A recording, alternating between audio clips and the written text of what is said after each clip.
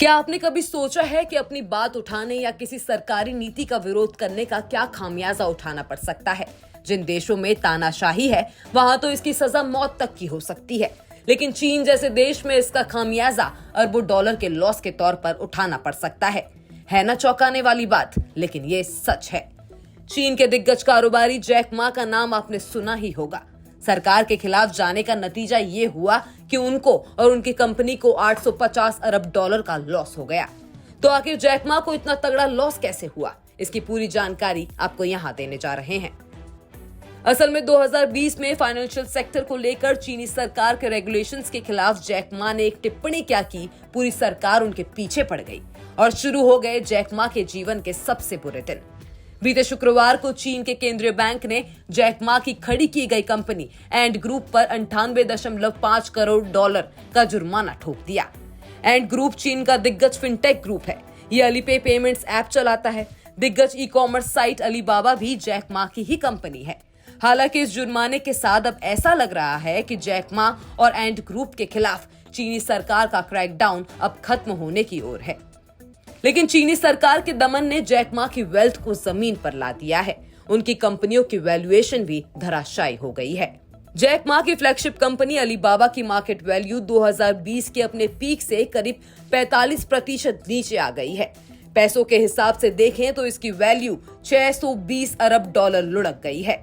And group की value अब करीब 78.5 अरब डॉलर हो गई है। 2020 में इसकी वैल्यू करीब 315 अरब डॉलर आंकी गई थी, जब जैक मा दुनिया का सबसे बड़ा आईपीओ लाने वाले थे। लेकिन सरकार की आलोचना और रेगुलेटरी कार्रवाई ने उनके प्लान को धराशायी कर दिया। अलीबाबा और एंड की वैल्यूएशन में हुए 850 अरब डॉलर के नुकसान ने जैक मा की नेटवर्थ को भी तगड़ा झटका दिया है। ऐसे समझिए कि अक्टूबर 2020 में उनकी नेटवर्थ 61 अरब डॉलर थी, जो कि अब घटकर 34.1 अरब डॉलर हो गई है।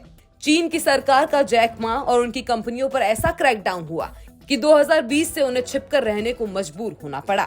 असल में जैक मा ने अक्टूबर 2020 में एक स्पीच दी थी, जिसमें उन्होंने चीन के फाइनेंशियल रेगुलेटरी सिस्टम की आलोचना की थी। चीनी सरकार इससे भड़क गई और बस तब से जैक मा की मुश्किलें बढ़ती ही चली गई। इस साल जनवरी में वो बैंकॉक में देखे गए थे। उसके बाद मार्च में पूर्वी चीन में अपने होम टाउन हैंगझोउ में वापस लौटे थे। मई में वे जापान में एक टीचिंग पोजीशन पर नियुक्त हुए। कुल मिलाकर 2020 से अब तक का सफर जैक मा के लिए जीवन का शायद सबसे बुरा दौर रहा है। इस दौरान उन्होंने अपनी पूंजी गंवाई है, उनकी कंपनियों की वैल्यू जमीन पर आ गई है और उन्हें तमाम परेशानियों से गुजरना पड़ा है। अब देखना ये होगा कि क्या उनका ये सबसे बुरा दौर खत्म हो गया है। बिज़नेस प्रीमियम, यहाँ आपको मिलेंगे ढेरों फायदे। तो आज ही YouTube पर ज्वाइन करें। बिज़नेस प्रीमियम मेंबरशिप 159 रुपए से शुरू।